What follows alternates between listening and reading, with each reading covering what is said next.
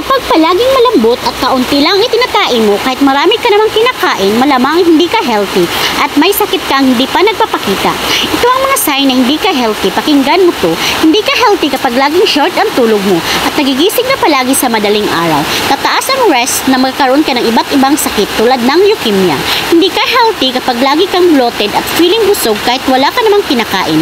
Dahil yan sa kakakain mo ng mamantika at maasim na pagkain, pwede yan mag-cause ng colon cancer. Hindi ka healthy kapag laging naglalagas ang buhok mo.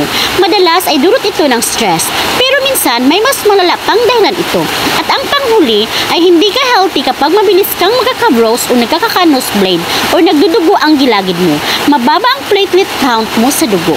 At para maiwasan ang mga yan, kailangan mong kumain ng mga masustansyang gulay, mag-ehersisyo at uminom ng maraming tubig at umiwas sa bisyo. Yan lang po. Thanks for watching. Bye-bye!